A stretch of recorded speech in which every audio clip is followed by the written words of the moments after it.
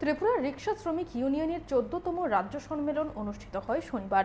এদিন অফিস লেনস্থিত সিটুর রাজ্য কার্যালয়ে সম্মেলনে উপস্থিত ছিলেন সিটুর রাজ্য সভাপতি মানিক দে, শ্রমিক নেতা সমর চক্রবর্তী সহ রিক্সা শ্রমিক ইউনিয়নের নেতৃত্ব। বক্তব্য রাখতে গিয়ে রিক্সা শ্রমিকদের বিভিন্ন সমস্যা, তাদের অধিকার ও দিনটির তাৎপর্য নিয়ে আলোচনা করেন মানিক দে। আমরা শুনবো ঠিক কি জানাচ্ছেন তিনি। অনেক মুদি মুদি মুদি ইনি শেষ কথা না, শেষ কথা না, শেষ কথা হলো জনগণ। সেই জনগণ কোন জনগণ? শ্রমজীবী, কৃষিজীবী, গরিব মানুষ। শক্তি তাদের সংখ্যায় 100 জনের 80 জনের উপর। এই শক্তি যদি এক হয়, কোন শক্তি এটাকে আটকাইতে পারবো?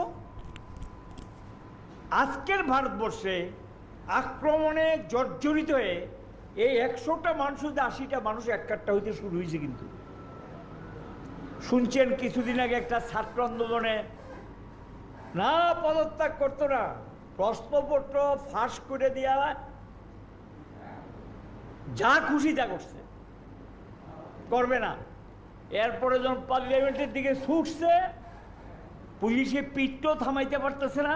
স্রোত, জনগণের স্রোত, বন্যা যখন ব্যাপক রূপ নেয়, এটা কারো ঘর বাড়িঘর রাখে তছনছ করে দিয়ে যায়। এই মানুষের স্রোত যখন শুরু হয়েছে, শেষ পর্যন্ত তারা সিদ্ধান্ত নিয়েছে যদি দাবি না মানো বা প্রাইম মিনিস্টারের বাড়ির দিকে যাবে, প্রধানমন্ত্রীর বাড়ির দিকে। শেষ পর্যন্ত পদত্যাগ করতে বাধ্য হইল, বাধ্য হয়েছে। তো শক্তি কার? আমাদের। যদি আমরা ঐক্যবদ্ধ হইতে পারি, সংঘবদ্ধ হইতে পারি, আমাদের শক্তি। তা আপনাদেরকে তো মাঝে মধ্যে একটু একটু টোক্কা দেয়, কিন্তু রিক্সা ধরো, রিক্সা ধরো। মধ্যে একদিন আগরতলা তুলপাড়, মনে আছে রে? বছর দেড়েক আগের ঘটনা। ওই যে কিছু রিক্সা ধরা আরম্ভ করছিল তুলপাড়, এরপরে আবার ঠান্ডা।